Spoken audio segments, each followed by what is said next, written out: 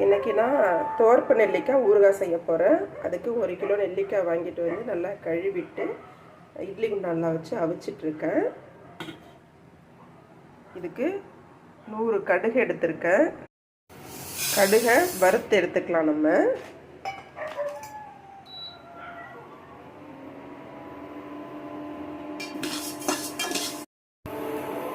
வெள்ளை உளுந்து எடுத்திருக்கேன்.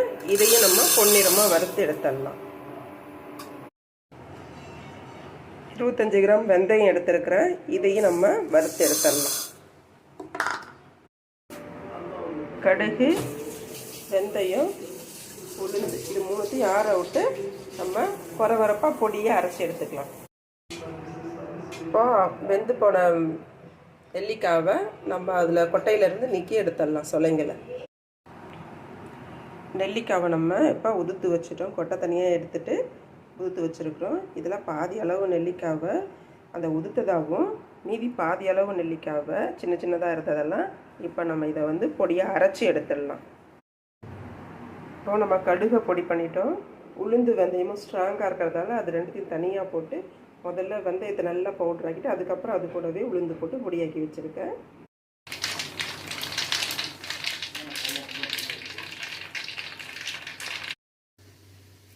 கடுகு பொரிஞ்சு முடிஞ்சிருச்சு. நம்ம இப்போ வந்து ஸ்டவ்வை ஃபுல்லாக சிம்மில் வச்சுடுவோம். ஏன்னா நம்ம மிளகாத்தூள் போடும் பொழுது கருகி போகக்கூடாது. அதுக்காக ஃபுல் சிம். மிளகாத்தூள் போட்டாச்சு.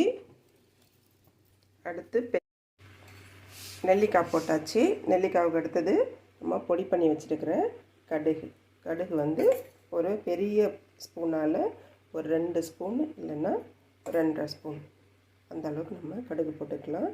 அதே மாதிரி நம்ம இப்போ அனலை கொஞ்சம் கூட்டி வச்சு கிண்டி நல்லா வதங்க விடுவோம்.